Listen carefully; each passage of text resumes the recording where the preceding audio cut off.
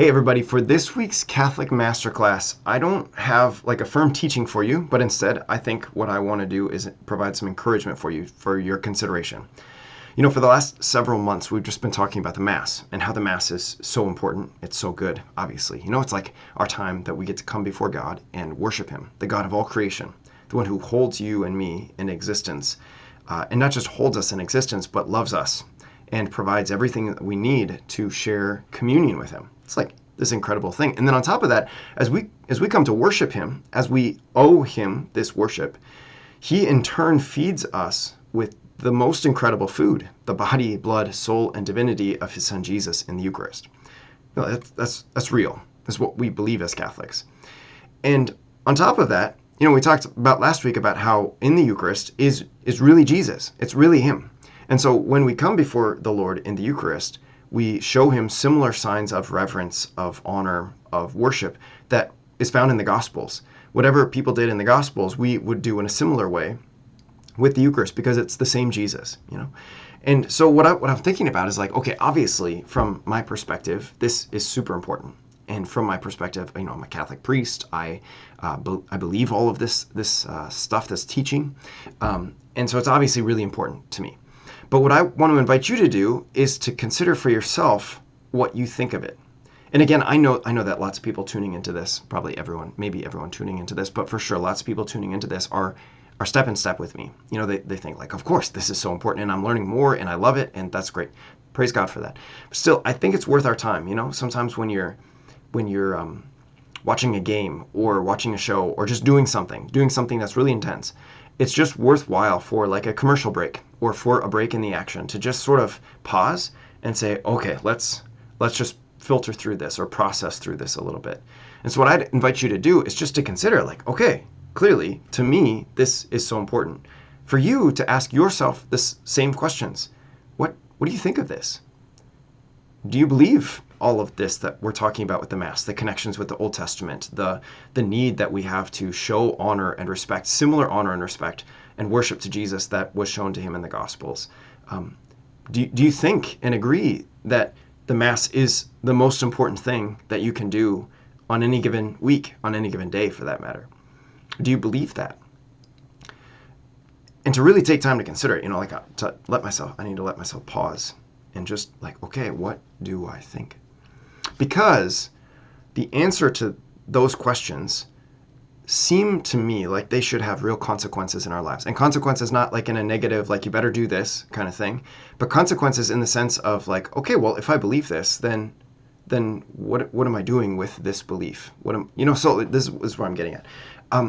Think of the most important things in your life, or the most important events in your life. Think of like your first sacraments maybe, or your marriage if you're married, or if you have kids, think of like the birth of your children, or like big games, or birthday parties, or big concerts. You know, you could think of like really important events in your life.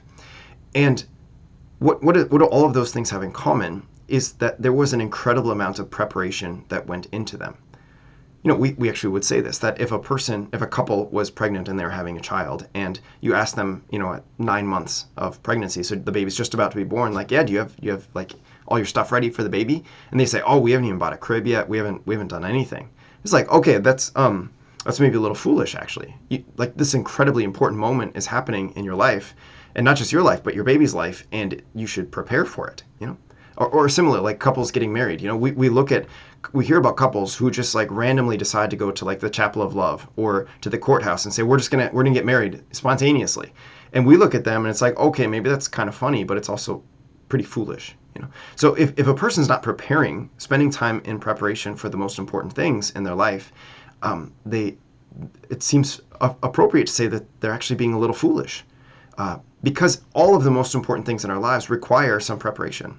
And so something I'd like you to consider is, again, if you believe and agree that the Mass is the most important thing, do you prepare for it? Do you spend significant time preparing for it on a weekly basis, or again, a daily basis if you're able to go to weekday Mass?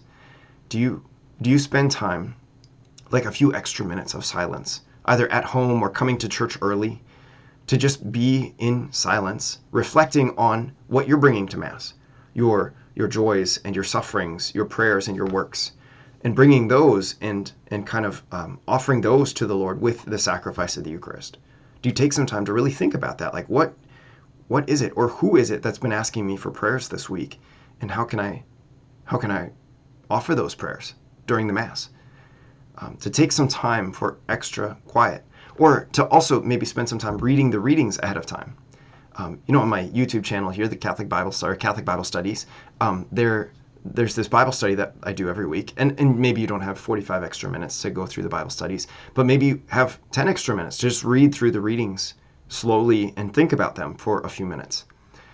Maybe you need to go to confession before Mass to let your soul be cleansed by the power of God's forgiveness.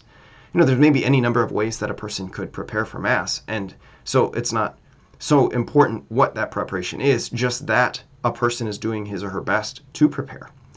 And maybe you got to experiment with that, like what that might look like. Sometimes you might try spending extra time in silence, coming to church like 20 minutes early just to pray and be in the pews and be before the Lord in the Eucharist in the tabernacle. Maybe that doesn't work for you, and so maybe you got to get up a little bit earlier in the morning while you're at home and spend that extra time in prayer. Maybe on your way to Mass, you turn off the radio, or you turn off all noise. You leave your phone in the car, or maybe even leave it at home, depending on whether that might work for you. But to spend some time preparing, because it's true that the most important moments in our lives, we understand, they almost demand that we spend time preparing for them, getting things ready so that when the moment comes, we can be ready for it, and it can be all the more fulfilling, all the more enjoyable, all the more able to engage with them. So that's the first thing I'd like you to consider. It's just your preparation for Mass. The second thing is what we might call your savoring of Mass. Again, just like it's worthwhile to prepare for the most important things, and not even just worthwhile, but maybe even essential, like necessary to do so. So too, I find that my experience of life is just so much more full when I allow myself some space to just savor the goodness of whatever thing I just experienced. It just seems like that's a worthwhile thing. You think of like a good steak, eating a good steak, or if you don't like steak, think of whatever it is that you like. But think of like a good steak.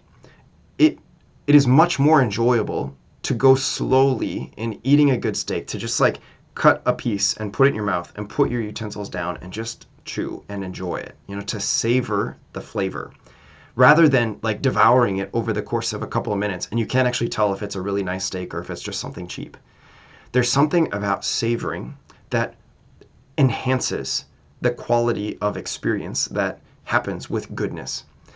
And so for your own consideration, to ask yourself that question: do I savor my experience at Mass? Do I savor my experience of worshiping God and receiving the Most Holy Eucharist, if I've been able to receive the Most Holy Eucharist when I go to Mass? To give yourself some time after Mass to pause and pray in reflection and thanksgiving, to spend some time going deep and listening to the voice of Jesus, the Good Shepherd, who has come into you in a bodily way, and maybe wants to inspire you, maybe wants to speak to you and to direct you. And if not, at the very least, to just pause and say thank you. Thank you for this incredible gift that I have in the Eucharist, in the Mass. So anyway, so your preparation and your savoring, and I think if we can do that better as a church and as individuals, then something really great can happen, which is that the graces that the Lord gives to us from the Mass, which is the grace of salvation and so many other things, but those graces can actually they can be caught by us. We can notice them. Imagine that, not a single grace from God just goes unnoticed from us, but instead we catch everything that He provides for us, everything that He supplies. I think that could be so incredible and only enhance our time of worship, only enhance our experience of Christianity, of our Catholic faith. What a gift. So I hope that's helpful for you, and just spend some time considering that this week. We'll look forward to seeing you next week. God bless you.